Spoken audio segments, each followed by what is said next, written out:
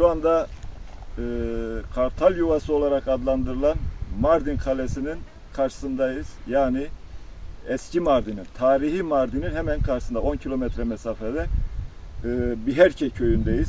Eryeri köyü Türkçe olarak Teleminge mezrasındayız. Niye buradayız?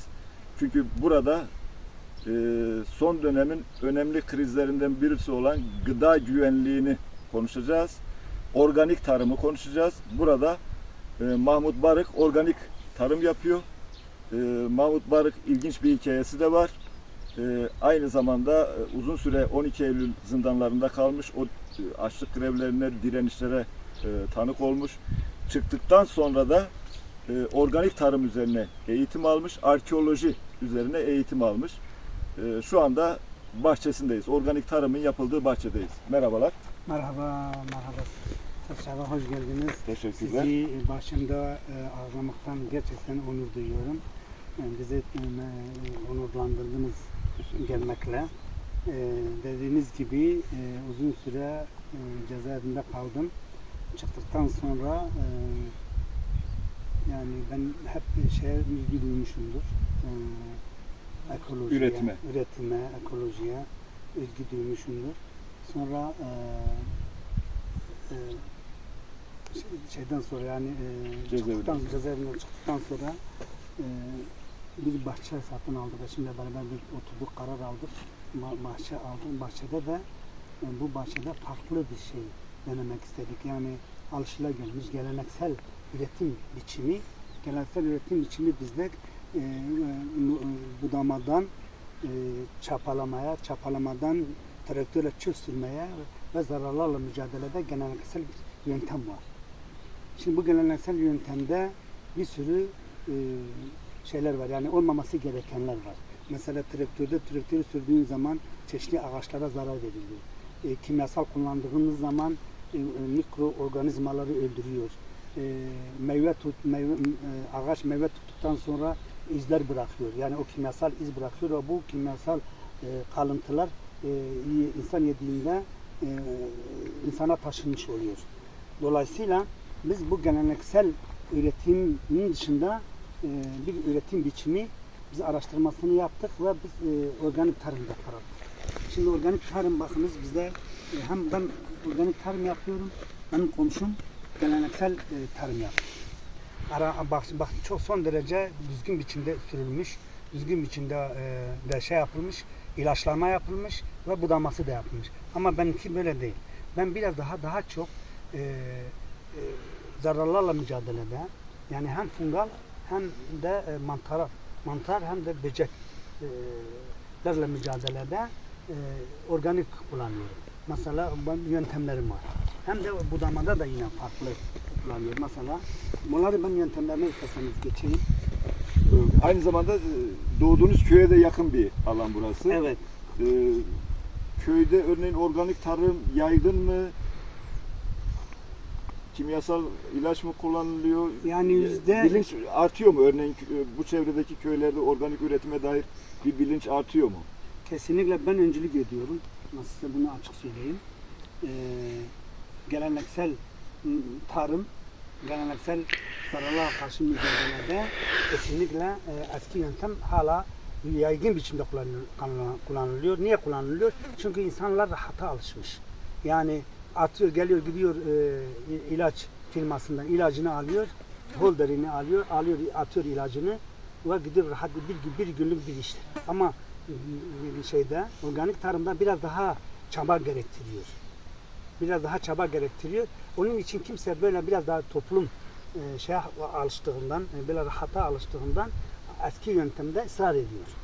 Ama mesela bizim yöntemimizde hem meyvelerde hem ağaçların gelişiminde çok daha farklı, çok daha olması gereken, yani doğaya uygun, insanın sağlığına hizmet eden, sağlığını koruyan bir yöntemdir. Şimdi bu yöntemlere mesela ben istersen söyleyeyim. Bu yöntemlerden birisi mesela bizim ağaçların gövdelerinin kireçlenmesidir. Şimdi mesela biz bu ağaçları önce ne yapıyoruz? Tam bu dönemde biz kireç yapıldı gövdesini kireçliyoruz. Niye kireçliyoruz bu buğdayın bu şeyin ağacın gövdesini? Bir kere güneşten koruyoruz onu. Güneşin bu aşırı ışınlarından koruyoruz. İki, güneş yanıklarına karşı gövdeyi koruma altına alıyoruz. Üçüncüsü aşırı sıcaktan kireç şey yapıyor. Kireç serin tutuyor. Dördüncüsü zararlıların ağaca tırmanmasını engelliyor. Yani kovuyor. Mesela bu türden faydaları var. Mesela ikinci bir yöntem olarak mesela biz ağaçları eskiden çok böyle büyüyorlardı. Şimdi biz bodurlaştırıyoruz mesela. Bakın benim ağaçlarım bodurlaştırma hem ağacın ömrünü uzatıyor hem de meyve tutumunu son derece çoğaltıyor. Çünkü niye çoğaltıyor? Ağaç yapraklarına, dala çalışacağına meyveye çalışıyor.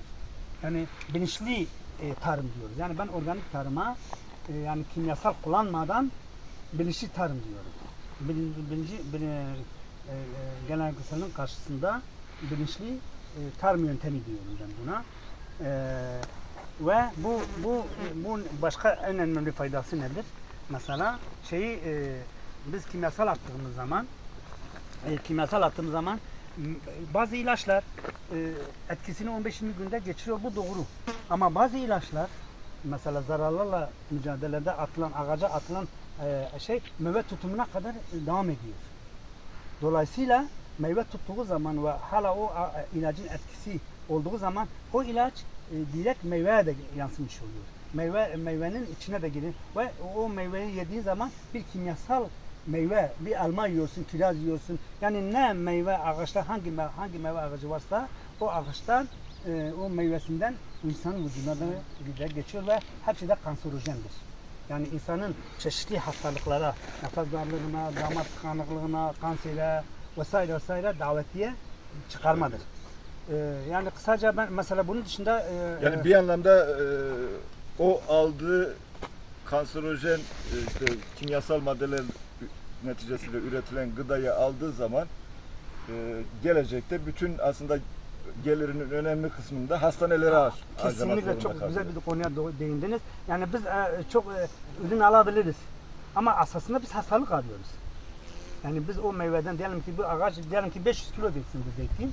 O 5 kilo zeytini sen mesela bir şey sattığın zaman yani paraya çevirdiğin zaman ama hem kendine hastalık atıyorsun hem de ürünü verdiğin millet, halka, insanlara da hastalık vermiş oluyorsun.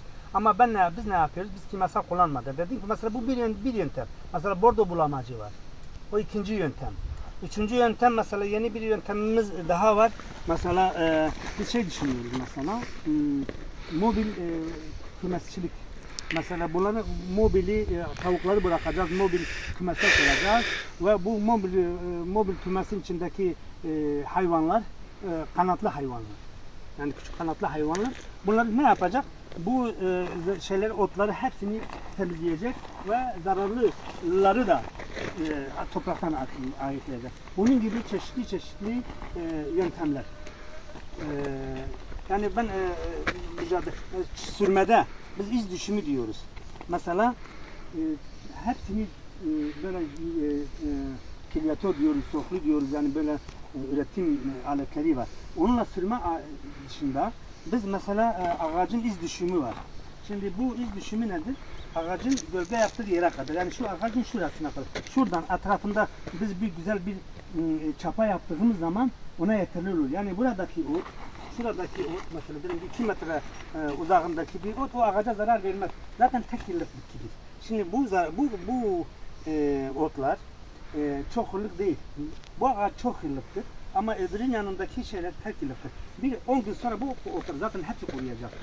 Kuruduğu zaman da toprağa bir organik organik gübre şeyine dönüşüyor. Organik gübre dönüşüyor. Yani biz organik gübre kullanıyoruz.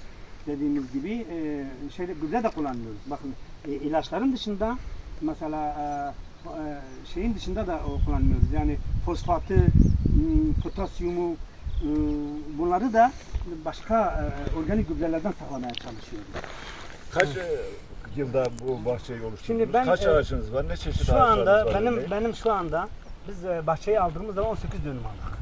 18 dönüm aldığımızda bakın bahçeye bir bakın. Tek bir ağaç yok. Sadece 4-5 tane şu alış ağacı var. Ömür dışındaki tüm hepsi alı ağacı için işlenmemiş bir topraktı. Bakir bir topraktı. Biz o toprağı ne yaptık? Tüm o ağaçları kestik ve yeniden bir bahçe tesisine geçtik. Bu bahçe tesisini sonra biz biraz şeyler yaşadık. Yani sarsıntılar yaşadık. Nasıl? Hem yani bilmeme. Yani mesela ağaçlar arası kaç metre olacak? Mesela uzunluğuna kaç metre, genişliğine kaç metre, ağaçlar arasındaki metreleri de bizim bilmiyoruz. Yani bir bahçe nasıl tesis edilir? O konuda biz acemi çektik. Onun için dedik ki ben sonra sınava katıldık 2021'de. 2021'de sınava katıldım. Bu Meslek Yüksekokulu organik tarıma gittim. Oradan bahçe tesisinden, zararlarla mücadelede organik tarım nedir, ne değildir. O konuda yani 2 yıl boyunca sürekli yoğun bir eğitimden geçtim. Sonra işte eksik yanlarımızı tamamlamaya başladık. Ne çeşit ağaçlar var mesela? Şimdi ben dediğim gibi yaklaşık 1000 tane ağaç var. Bakın burada bir hobi bahçesi gibi düşündüm ben. Şu alma ağacı. Alma bu. Evet alma. Bu mesela kayısı değil bu. Neden? Evet. Bu da alma. Şu yeni dünya. Şunlar alma. Gibi. Alıç. Hıncasın Türkçesi nedir bilmiyorum. Eriktir, o da erik pardon. Evet. Şu yeni dünya. Bakın bu hiçbir şekilde bir ilaç kullanılmamış bir şey, bir ağacımız. Yani kimyasallıktan uzak, tamamen organik. Şimdi Fıstık var galiba. Fıstık 200'e yakın fıstık ekmişim. 150'ye yakın zeytin, 200 üzüm ağacımız var. Çeşit üzüm ağırlıklı olarak mazlunadır. Sonra zeyti var. Sonra kuru çekirdeksiz üzümümüz var. Şimdi bakın gelin bu ağaçlara bakın. Bir de ağaçlarda, üzüm ağaçlarında bir şey yaptım. Kendi terbiye sistemini, kendi imkanlarıyla kullanmaya çalıştım. Bakın yani elimden geldiğince bir ağacı topraktan havalandırmayı sağlamak için havada tutmaya çalışıyorum. Yani şimdi ağaç yerde olduğu zaman boğuluyor. Meyve tutumunda da bir sıkıntıya gidiyor. Ama havada olunca hem havadan mineraller alıyor, hem de güneşten alıyor, hem de havadan alıyor. Yani bir ağacın normalde toprakla teması kök olması lazım. Yani diğer dalları mutlak suretle havada olması lazım. Şeyler içinde diyorum. Mesela bu ağaç şu anda, şimdi benim budamam lazım buraları. Şimdi bunlar mesela bu olduğu zaman ağaç şeye çalışır, buna çalışır. Bunu engellediğim zaman, bunları budama yaptığım zaman ağaç neye çalışır? Meyve çalışır. Şimdi şu anda meyve tutumu var. Bu ağacı sen fazlalıkları kestiğin zaman, budadığın zaman mecburen ağaç ne yapacak? Meyve çalışacak. Çevre köyleri galiba dolaştınız. Evet. Tahminen bu çevrede kaç köy var? Örneğin o köylerin geçim kaynağı genel olarak ne üzerine? Yani bizim Mardin merkeze bağlı, yani Artuklu'ya bağlı yaklaşık 90 köy var. Şimdi ikiye ayrılıyor. Biri ova köyleri, biri dağ köyleri. Yani Mardin'in yukarısı dağ köyleridir, Mardin aşağısı ova köyleridir. Biliyorsunuz Suriye sınırındayız da Rojava'yla biz sınırız. Mardin benim bahçemin zaten tepesinden başlayarak Dirbesiye'ye kadar Amudiye, Kamışlı bu havza Mardin havzasıdır. Şöyle bir yay var. Şöyle bu yayda dağdır, yayın aşağısı ovadır. Altın yay galiba. Ya kutsal yay. Hani kutsal bu yay. Dicle için kutsal yay diyorlar. Bu biz arkeolojide bizim bu anlatılıyor. Biz mesela eski medeniyetler Sümerlerden, Asurlardan, Babillerden hep medeniyetler bu Dicle'nin kutsal yayında kurulmuş. Hepsi böyle aralıklarla, yakın aralıklarla kutsal yayda. Bizim de bu Mardin'in kutsal yayı diyelim. Tarımın da ilk ortaya çıktığı, evet. Neolitik toplumun da ilk ortaya çıktığı coğrafya. Coğrafya, kesinlikle çok doğru söylüyorsunuz. Neolitik'in başlangıcı da yine bu coğrafyada zaten bu Mardin, Urfa bizim şeyler var. Arkeolojiden bizim Boncuklu Tepe var. Yani Mardin'e bağlı dar geçitten. Zaten Dire Miraza şeyde o yakınımıza Urfa'ya yakın bir şeyde var birkaç tane kazı bizim arkeolojide. Bismillah'da var. Bizim heyetler var. Orada da Dicle Üniversitesi'nin kazı yaptığı çalışmalar var. Bizim Artvin Üniversitesi'nin de işte dediğim gibi bir de Kızıltepe'de var. Bozüyük yani Boğaziye. Mesela orada kalıntılarda da rastlaşıyor şu anda Mitanilerin kültürleri, kültürleri var, Hurilerin var, Hurilerle ilgili buluntular var. Yani burası bu coğrafya gerçekten de dünya insanlık tarihinin beşiği ve yani tarihi anlamada, insanlığın oluşumunu anlamada bu süreci burası hepsini yaşamış bir coğrafyadır. Yani ben mesela şunu diyorum, siz o gün sohbetimizde şimdi Atopya'dan Rif Vadisi'nden ilk çıkış, insanların ilk çıkışı, ikinci ayağı ben Mardin diye biliyorum. Yani Mezopotamya diye biliyorum. Dicle Havzası, şu tepedeki mağaralara bakın. Yani insanlık önce yani eski taş çağında yüksek tepelerde, mağaralarda yaşamışlar. Sonra açık alana çıkmışlar. Sonra açık alanlardan tekrar yani PPNA diyoruz. Yani Çanak Çömlesi döneminde yuvarlak evler yapmışlar. Ketmişten toprağı önce çamur topraktan evler yapmışlar yuvarlak. Sonra dikdörtgen kare biçimde evler yapmışlar. Sonra köyler, sonra şehirleşmeler. Yani şu andaki şehirleşmenin de maddi şeyi yine bu coğrafyadır. Bu Mezopotamya'dır. Şu mağaralar ilk çıkış, insanların ilk çıkışıdır. Bakın orada mağaralar var. Şu tepeden biz çıkamıyoruz. Çıkabilirsek o mağaraları da size ben gösterirdim. O insanların kesinlikle böyle duyumsarsınız. Yani o ayak izlerini böyle, yani siz anlıyorsunuz ki burada binlerce, belki 10 binlerce yıl bu atalarımız burada yaşamışlar. Yani böyle belli ediyor, hissediyorsunuz. Yani böyle sen o tepeleri dolaştığınızda. Şimdi arkeolojiye geçiş yaptık da. Şimdi ben hocama şunu söyleyeyim, yani ekoloji nedir? Yani biz biraz bahçemizden falan biraz teorik açıklamasını da isterseniz yapayım da. Mesela ekoloji çevre bilimi. Eko çevredir demek. Loji Yunanca'da loji biliyorsun bilim. Yani çevre bilimi. Şimdi bu çevre bilimi iyi anlamak lazım, iyi okumak lazım ve iyi anlatmak lazım. Şimdi şu moda olmuş bir deyim var. Şimdi herkes diyor ekoloji. Yani ekolojiyi hakikaten bilmek lazım. İşselleştirmek lazım. Şimdi gelelim şeye. Yani bu kullanılan kavramların bilinmesi açısından ben son derece hassasım. Ekolojiydi mesela, çevre bilimi. Şimdi bu çevre bilimi mesela Darwin, biliyorsun Charles Darwin bir evrim kuramcısı. Yani evrimin babasıdır. Ben ona da son derece okumuşum, biliyorum da son derece saygıdeğer bir bilim adamı. Mesela ekolojiye yaşam koşullarının savaşı der. Yaşam koşullarının savaşı. Yani insanların yaşamak için mücadelesi anlamındadır. Şimdi bu mücadeleyi biz nasıl yürüteceğiz? Nasıl, ya da bizden öncekiler nasıl yarattı? Yani nasıl davrandılar, nasıl mücadele ettiler? Yani doğayla mücadele. Yani biz hani demin ilk insanlardan bahsettik ya. O ilk insanların bir mücadele biçimi var. Sonradan evrile yani evre günümüze kadar gelmiş. Bunların bir sürü yaşam koşullarının mücadelesinin yöntemleri var. Şimdi gelinen noktada dediğim gibi şimdi iki tane şey var. İki tane mücadele yöntemi var. Geleneksel hale gelmiş. Bir de buna karşı yeni ekolojik mücadele yöntemi. Fıstık ağacı. Evet. Köylerde de yaygın galiba. Şu anda en rağbet gören meyve ağacı fıstıktır. Mardin bölgesi için diyorum.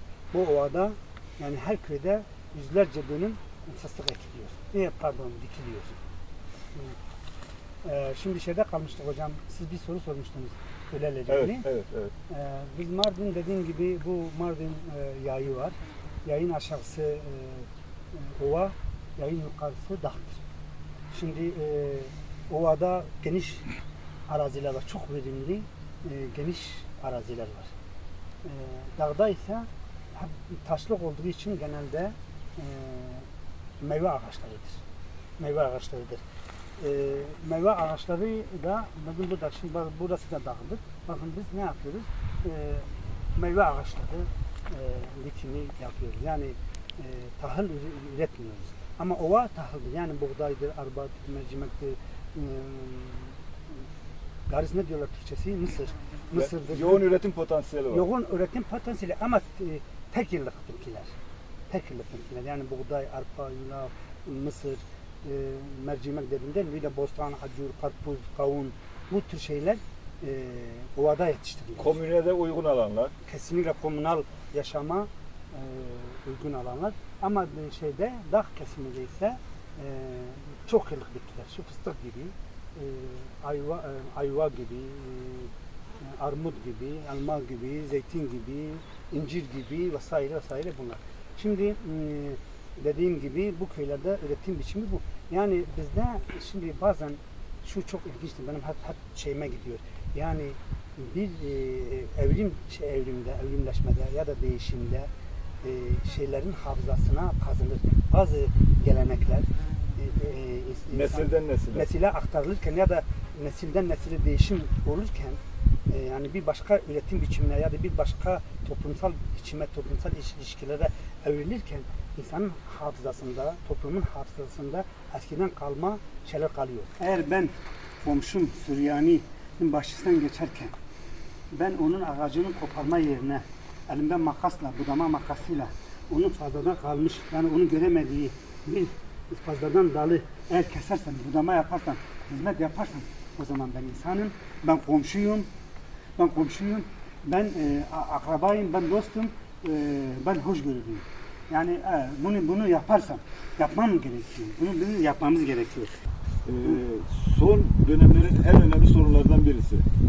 Şehirleşme krizi. Şehirleşmedeki işsizlik, yoksulluk, işte pazar atıklarını insanlar toplamaya mecbur bırakıldı artık. Çürümüş meyve sebzeleri toplamaya mecbur bırakıldı. Ancak bir dönem kendi köylerinde üretim yapabiliyorlardı. Kendi kasabalarında üretim yapabiliyorlardı. O üretimlerden koparıldılar. Şimdi tekrar köylere dönüş için ne yapabilir? Ekolojistler ne yapabilir? Organik tarım alanında uzmanlaşanlar ne yapabilir? Yerel yönetimler ne yapabilir? Nasıl bir yeni toplumsallaşma, işte komünallaşma, organik tarım, ekolojik tarım yeniden nasıl canlandırılabilir? Çok teşekkür ederim bu soru için de. Bu çok ilginçti. Şimdi toplumsallıkta değerlerin yer değişimi diye bir şey var.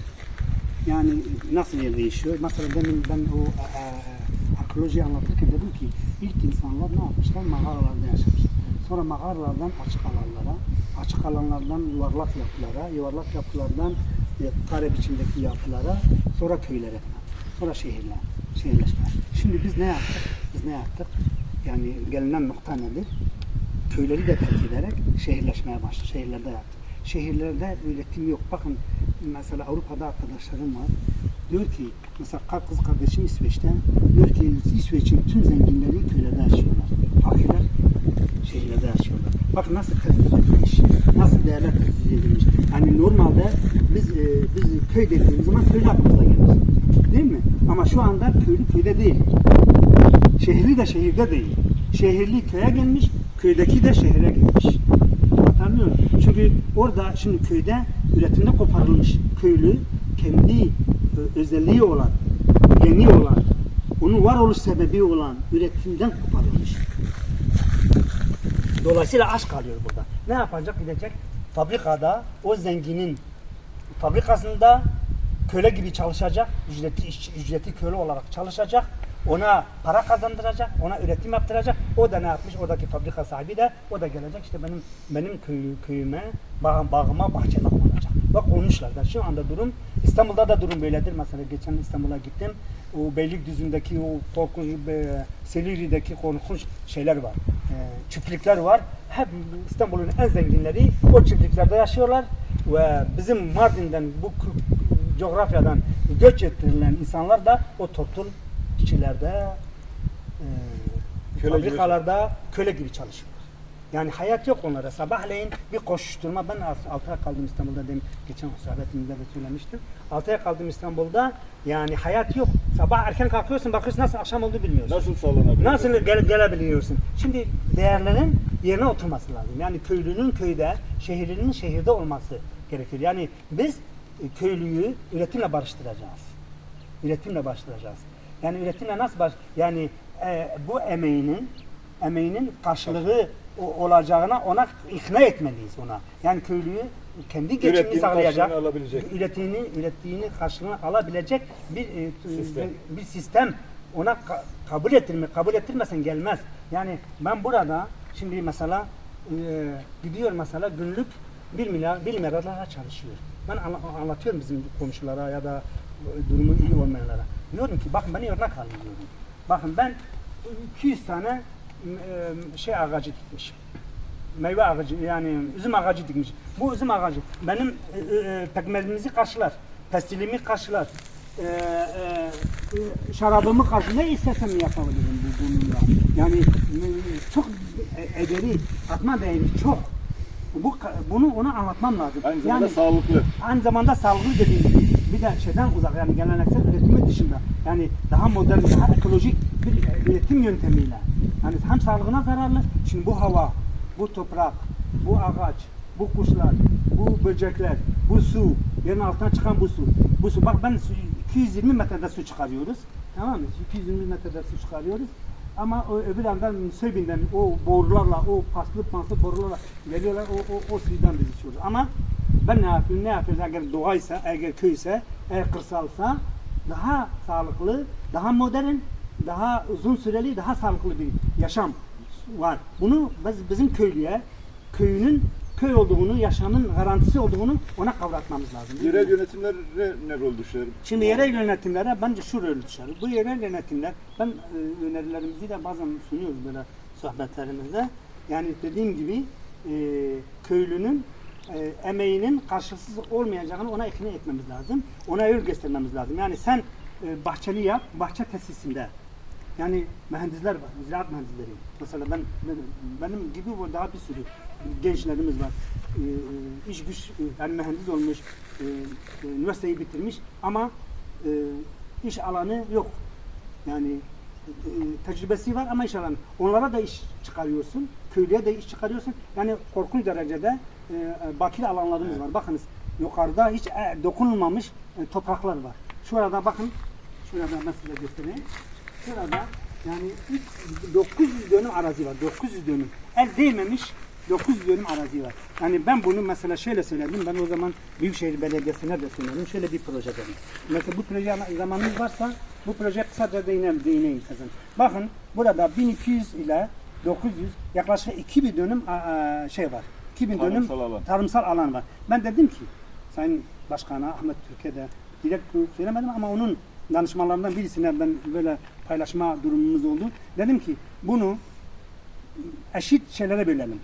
5'er dönüm arazilere bölelim. 5'er dönüm. Bu 5'er 2000 dönüm yaklaşık 200 aile yapar. 200 aile yapar. 200 aile ya ben diyeceğim kardeşim al sana bu 49 yıllığına ben sana kiralıyorum. Çok cüzi bir miktarda. Ben hemen planını kurarım. Böyle her 5 dönüm aralarına yollar yaparım. Tamam mı? Yani herkesin bahçesinin belli olacağı ve rahat gidip gelebileceği. Ücretsiz fide desteği, ücretsiz ziraatçı desteği, ücretsiz veteriner desteği. Kesinlikle ve tohum desteği. Böyle şeyleme yaparım. Yani yol yaparım ve kuyu açarım, su teminini yaparım, elektrik teminini yaparım. Benim tek şartım olacak. Ben o çiftçiden. Ben de diyeceğim ki bak sana bu tüm imkanları sağlayacağım. Sana arazi veriyorum. Sana yol yapıyorum. Sana su veriyorum. Sana elektrik veriyorum. Ama benim şartım da bu Organik. 49 yıl boyunca organik tarım yapacaksın ama ya üretim yapacaksın. Evet. Ne zaman ki sen ağaçların gelsem kontrolü yapsam ağaçlar kuruduğunu gördüğün anda sen tüm anlaşma feshedilecek. Yani böyle ona ve sen şeyini bana sat. Mesela şöyle de demiştim ben. Mesela diyelim ki Mardin'in leblebi bademi meşhur. Ben hepsini yarısını 200 dönümün 2000 dönümün 1000 dönümünü ben şey yapardım. Hepsini badem yapardım. Hepsi tek parça badem. Ve bu badem işleme tesisi kuracaktım. Öbüründe 1000 dönümü de zeytin yapacaktım. Zeytin işleme tesisini de kurardım. Ve bunların şeylerini pazarlayacaktım. Emeğinin karşılığını almış Evet, olacak. evet diyelim ki köylü pazarlayamaz. Elinde kalmayacak. Elinde kalmayacak. Ben ne yapacağım? Ona ihracata da yardımcı olacağım. Şehirli de fahiş fiyatta ürün almayacak. Almayanmış olacak da bir de Köylü de organik 10 liraya alıp şehri 300 liraya 500 liraya satmayacak. satmayacak. Tabii ki ücret politikası da yani her şey yörel yönetimlerin denetiminde ve meslek sahibi yani kalifiye uzmanların elinde böyle bir şey. Ya biz ne okuyan var ne dinleyen. Yani doğa kendi dinamini oluşturmuş. Yani biri neden sonuç. Bakınız mesela şu bu arılar. Arılar ne yapıyor? Arılar döllenmeyi sağlıyor. Tamam. Ama öbür yanda eşek arıları var. Eşek arıları da bu arıları yiyor. Eşek arılarını da şalul diyoruz biz. Bu kuşlar şalular da o kuşlar da o eşek arılarını yiyor. Bakın bu onların yiyeceği. Eşek arıları kuşların yiyeceği, bu bizim yiyeceğimiz. Yaşam zinciri. Nasıl ya bir yaşam zinciri var. Biz bunu bozuyoruz. İşte bunu bozmamak lazım. Ekoloji işte bu döngüsel zincire sahip çıkmaktır. Neden sonuç ilişkisinde? Ben hep bunu örnek veriyorum. Mısır'da bir timsah çeşidi var. Affedersin tuvaleti yapamıyor. Tuvaleti yemek yediği zaman o atıkları nasıl çıkarıyor biliyor musun? Ağzını geliyor nehrin kenarına yok. Yani ağzını açıyor bir kuş var geliyor o pisliğini yiyor. Bak yani biz o kuşu öldürdüğümüz zaman diyelim ki o kuşu avladık öldürdük. O ne yapacağız? O timsahın ölümüne de sebep olacağız. Yani biz şu anda genel olarak bir mesaj son sözlerimi söylemek istersen biz doğa O kimyasal ilaçlar aynı zamanda bunları da öldürüyor. arılar, bal arılarını Kesinlikle öldürüyor. Kesinlikle. ve döllenme arıları. Kesinlikle öldürüyor. Hatta ben ilaç kullanmadığım komşum kullandığı zaman da benim arılarımı öldürüyor. O zaman bütün dünya yaşam Döngüsü. O döngüyü hepsini bozmuş. Şimdi bunların ölümü demek, aşağı arıların ölümü demek, şarların ölümü demek, insanların ölümü demek, bir de ağaçların döllenmesinin, ürün vermesini öldürmek demek. Yani şimdi Einstein'ın bir lafı var o konuda. Buyurun evet. Ne söylüyordu? Einstein arılar yok olursa hayat söner, hayat da biter. Kesinlikle. Bakınız döllenmeyi sağlıyor. Bakın ben arılarla ilgili çok kısa bir anekdot söyleyeyim. Şimdi bir arının ortalama yaşama süresi 40 gündür. Bakın 40 gündür. Bu 40 günde 150 bin tane 150 bin çiçeğe konuyor. Ve o 150 bin çiçekten polen alıyor. Ve bu polenleri bir ağaçtan bir ağaca döllenmelerini sağlıyor ve 40 ömrü boyunca yaptığı bal üretim bir kaşık, bir yemek kaşığıdır.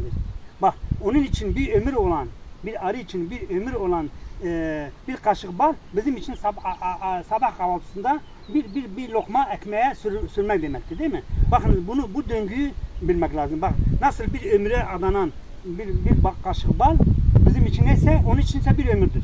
Dolayısıyla ben şunu diyorum topluma, bizi izleyicilere, biz her savaşın bir galibi var. Yani biz bir karşılıklı savaşta, sen savaş yaptığın zaman biri yenilir, biri zafer kazanır. Ama doğayla savaşta kazananı yoktur. Biz doğaya karşı kazanırsak biz kaybedeceğiz. Bakın çok önemli bir şeydir. Biz doğaya karşı savaşıyoruz. Eğer biz kazanırsak kendimizi yok etmiş oluruz. Biz kaybediyoruz.